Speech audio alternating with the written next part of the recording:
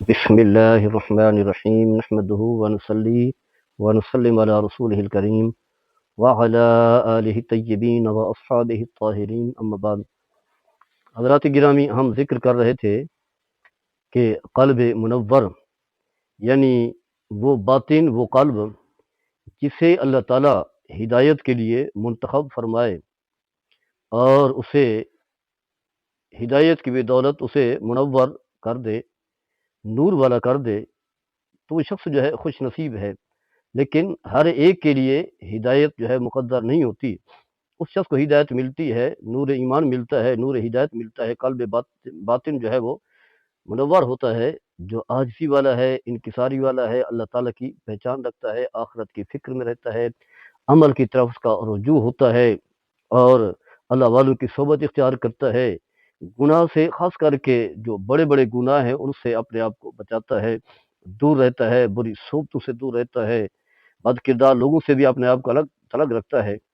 تو اللہ تعالیٰ اسے جو ہے نور ہدایت دیتا ہے اور وہ پاکیزہ اور عمدہ زندگی گزارتا ہے۔ اس کے مقابلے میں ایسا شخص بھی ہے جس کا دل جو ہے وہ سیاہ ہے، تاریکی میں، گناہ کی تاریکی میں ڈوبا ہوا ہے، بدی میں ڈوبا ہوا ہے، اور پھر کوئی کوشش بھی نہیں کر پاتا کہ اللہ سے ہدایت کا طلبگار بنو۔ اس کے لیے باقی جتنے بھی برائی والے کام ہیں وہ چھوڑنے پڑتے ہیں، بری صحبتیں چھوڑنی پڑتی ہیں، لیکن وہ بری صحبتوں کی وجہ سے اتنا غرق ہو چکا ہوتا ہے جس کی وجہ سے جو ہے اسے وہ ہدایت نہیں ملتی۔ تو الغرض یہی اللہ تبارک و تعالیٰ قرآن مجید میں ارشاد فرماتا ہے، افمن کان میتا فاحییناہ وجعلنا له نورا یمشی بہ فی الناس کمثل فی الظلمات لیس بخارج منہا۔ فرمایا کیا وہ شخص جو فوت ہو موت میت تھا، ہم نے اسے زندگی دی اور پھر اسے نور ہدایت جو ہے عطا فرمایا، اور پھر اسی نور کی روشنی میں جو ہے لوگوں کے ہاں چلتا ہے، تو گویا کہ وہ شخص جو ہے اعزاز والا ہے۔ فرمایا کہ اس کی مثال اس شخص کی طرح ہے جو اندھیرے میں رہ رہا ہو، جو اندھیرے سے نکلنے کے لیے تیار ہی نہیں ہے، دونوں برابر نہیں۔ ایک ہے گمراہی کے اندھیرے میں بھٹک رہا ہے، وہ وہاں سے نکلنے کے لیے تیار ہی نہیں، نہ سود چھوڑنے کے لیے تیار ہے، نہ رشوت چھوڑنے کے لیے تیار ہے، نہ چوری چھوڑنے کے لیے تیار ہے، نہ زنا، شراب نوشی، یعنی جتنے بھی گناہ ہیں، جائیدادوں پر قبضہ کرنا، لوگوں کو ستانا، مظالم ڈھانا، قتل عام کرنا، لوگوں کو اذیتیں دینا، جو اس میں جو ہے وہ جا چکا ہے تو وہاں سے وہ نکلنے کے لیے تیار نہیں، کیونکہ گمراہی کی دلدل میں اتنا دھس چکا ہے، گمراہی کے اندھیرے میں اتنا بھٹک چکا ہے، اب اس کے لیے کوئی راستہ بھی نہیں ہے، راستہ بتانے والا بھی نہیں ہے، اور اس کی اپنی خود کوشش بھی نہیں ہے۔ تو فرمایا یہ دونوں برابر نہیں ہے۔ یقیناً وہ شخص جو ہے احساس کا حامل ہے جسے اللہ تعالیٰ نے نور ہدایت جو ہے عطا فرمایا ہے، ایمان کے ذریعے سے اللہ تعالیٰ نے اس کے نور کو جو ہے اس کے باطن کو جو ہے منور کیا ہے، اپنی محبت عطا فرمائے، اسی اپنی معرفت عطا فرمائیے۔ اس کے مقابلے میں وہ شخص جو ہے وہ اللہ کی یاد سے غافل ہے، اور پھر جو ہے اس کے لیے کوئی منزل ہی نہیں ہے، کیونکہ جب ایک شخص اندھیرے میں چلا جاتا ہے تو پھر اس کی کوئی منزل نہیں ہوتی، اس لیے وہ بھٹک رہا ہوتا ہے، پہچان ہی نہیں ہوتی حق کیا ہے باطل کیا ہے، بلکہ وہ سمجھتا ہے کہ جو میں کر رہا ہوں وہ ٹھیک کر رہا ہوں، باطل پر بھی چل رہا ہے، سود بھی کھا رہا ہے، رشوت بھی کھا رہا ہے، لوگوں کی جانیں بھی لے رہا ہے، پھر بھی وہ سمجھتا ہے کہ میں حق پر ہوں، میں صحیح ہوں۔ کوئی نہ کوئی توجہ جو ہے بیان کرتا ہوا جو ہے وہ نظر آئے گا۔ فرمایا کہ اسے پتہ ہی نہیں ہے نفع دینے والی چیز کیا ہے، نقصان والی، یعنی عام طور پر جو ہے اخروی فائدہ اور نفع والی چیز کا اسے علم ہی نہیں ہوتا، جبکہ اس کے مقابلے میں جو صالح آدمی ہے جس کا باطن اللہ تعالیٰ نے منور کر دیا ہے، وہ تو اسے ہر چیز کا علم ہوتا ہے، حق کیا ہے باطل کی طرف نظر اٹھا کر کے نہیں دیکھتا، حق کے ساتھ جو ہے وہ چلتا ہے۔ اسی طرح جو ہے جس سے اس کا اخروی نقصان ہو اس کے قریب ہی نہیں جاتا، بلکہ اللہ کی بارگاہ میں توبہ کرتا ہے، معافی مانگتا ہے، یا اللہ مجھے اس طرح کی جو ہے چیزوں سے محفوظ و معمور فرما۔ نفع والی چیز آخرت میں نفع دینے والی چیزوں کی طرف جو ہے وہ دوڑتا ہے۔ تو الغرض اس شخص کے لیے کامیابی ہی کامیابی ہے، نجات ہی نجات ہے، فلاح ہی فلاح ہے، جسے اللہ تعالیٰ نے نور ہدایت عطا فرمایا، خیر ہی خیر ہے۔ اس لیے میرے آقا صلی اللہ تعالیٰ علیہ وسلم اکثر اللہ کی بارگاہ میں یہ دعا کیا کرتے تھے کہ یا اللہ ہر لمحہ جو ہے اسے نور عطا فرما، کیا کہ یا اللہ وجعلنی نورا، یعنی میرے ہر چیز میں یا اللہ نور رکھ دے، گوشت میں، ہڈیوں میں، پٹھوں میں، بالوں میں،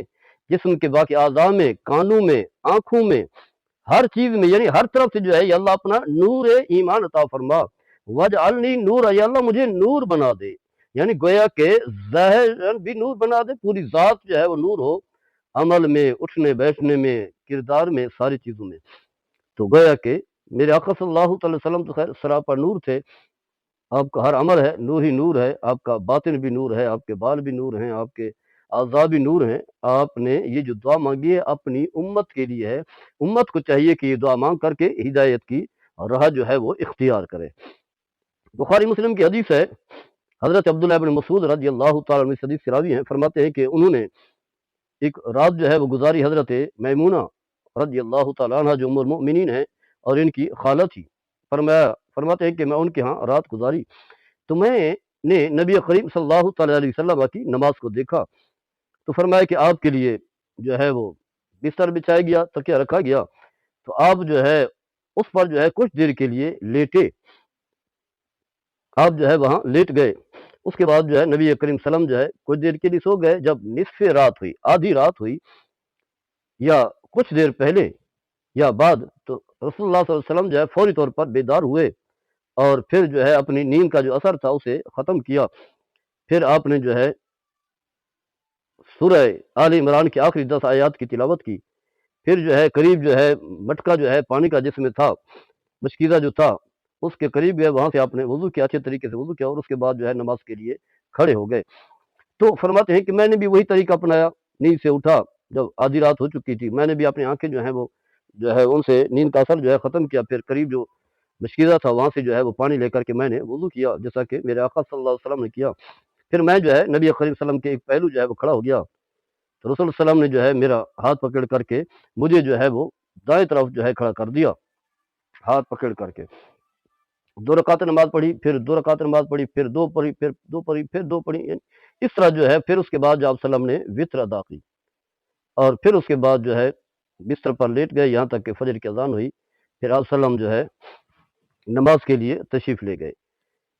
اور ایک حدیث پاک میں آتا ہے حضرت بلال نے جو ہے اذان کے لیے بلایا، آپ کھڑے ہوئے، آپ نے وضو نہیں کیا، آپ نے فرمایا کہ میری آنکھیں جو ہیں وہ تو سو جاتی ہیں لیکن میرا قلب جو ہے وہ بیدار ہوتا ہے۔ وہی قلب نور، اللہ تبارک و تعالیٰ نے آپ کا ویسے پورا جسم جو ہے وہ نور بنایا ہے، ہر عضو جو ہے وہ نور ہے، لیکن آپ نے جو دعا کی تھی یا اللہ میرا ہر عضو جو ہے وہ نور بنا دے، تو آپ کی آنکھوں میں بھی نور تھا، اس لیے جو ہے نیند کی وجہ سے جو ہے آپ کا وضو نہیں ٹوٹا، اگرچہ ظاہری طور پر آنکھوں میں جو ہے وہ نیند تو آئی، لیکن آپ کا قلب اطہر، قلب نور، قلب باطن جو ہے، قلب جو ہے مزین مرصع جو ہے وہ جاگ رہا تھا۔ پھر اس کے بعد جو ہے نبی کریم صلی اللہ علیہ وسلم نے دعا بھی کی، اللہم اجعل فی قلبی نورا وفی بصری نورا وفی سمعی نورا وعن یمینی نورا وعن یساری نورا وفوقی نورا وتحتی نورا وامامی نورا وخلفی نورا واجعل لی نورا۔ یا اللہ میرے قلب میں نور داخل فرما دے، میری آنکھوں میں نور فرما دے، نور داخل فرما دے، میرے کانوں میں نور داخل فرما دے، میری دائیں طرف بھی نور ہو، میری بائیں طرف بھی نور ہو، میرے اوپر بھی نور ہو، میرے نیچے بھی نور ہو، میرے سامنے بھی نور ہو، میرے پیچھے بھی نور ہو، یا اللہ پورا کا پورا جسم جو ہے میرا نور بنا دے۔ تو گویا کہ یہ ہے دعا۔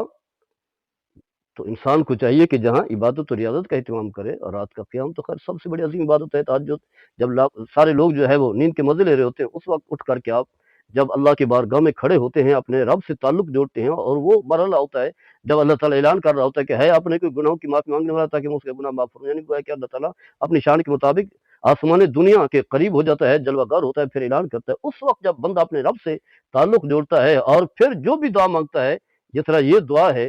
تو حقیقت یہ ہے کہ اللہ تعالیٰ اس کا سینہ جو ہے نور سے منور کر دیتا ہے، پھر اس کے سامنے جو ہے ہر چیز واضح ہو جاتی ہے، بدی بھی واضح، گناہ بھی واضح، چوری بھی واضح، رشوت بھی واضح، باطل بھی واضح، اور برے لوگوں کی صحبت سے اپنے آپ کو بچا لیتا ہے۔ لیکن وہ شخص جو رات کے اندھیرے میں جاگ تو رہا ہوتا ہے، لیکن ٹی وی دیکھ رہا ہوتا ہے، میچ دیکھ رہا ہوتا ہے، ڈرامے دیکھ رہا ہوتا ہے، سوشل میڈیا استعمال کر رہا ہوتا ہے، نماز سے تہجد تو پڑھنا ایک طرف رہا، نماز فجر تک نہیں پڑھتا، یہاں تک کہ نماز عشاء بھی اس نے نہیں پڑھی، گویا کہ پوری رات جو ہے وہ نحوست میں گزری ہے۔ تو یہ علامت ہے کہ اس کا باطن جو ہے وہ خبیث ہے، وہ زنگ آلود ہے، وہ سیاہ ہے، وہ اندھیرے میں، گمراہی کے اندھیرے میں بھٹک رہا ہے۔ اللہ تعالیٰ پھر اس باطن کی طرف جو ہے نظر اٹھا کر کے نہیں دیکھتا اور نہ اسے پاک کرتا ہے۔ اللہ تعالیٰ ہم سب کو عمل کرنے کی توفیق عطا فرمائے۔ وما علیہ الا البلاغ المبین۔